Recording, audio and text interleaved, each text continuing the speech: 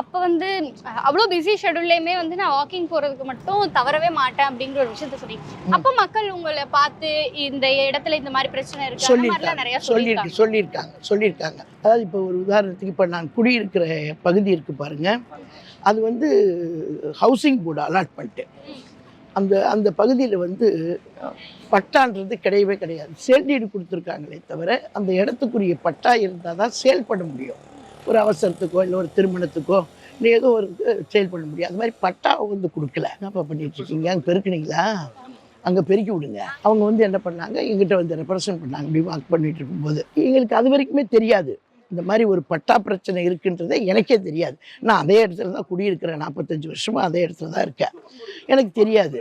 அப்புறம் இவங்க சொன்னதுக்கு பிறகு நான் என்ன பண்ணேன், அப்போது வந்து வருவாய்த்துறை அமைச்சராக இருந்தார் தலவாய் சுந்தரம் அண்ணன். அவரை வந்து கூட்டிகிட்டு வந்து இந்த ஏரியாவெல்லாம் காட்டி இந்த மாதிரி இவங்களுக்கெல்லாம் பட்டா கொடுக்கணும், அந்த இருக்கக்கூடிய பப்ளிக்கு வந்து பட்டா கொடுத்தாங்க எல்லாருக்குமே, அந்த பகுதியில் வசிக்கக்கூடியவங்க.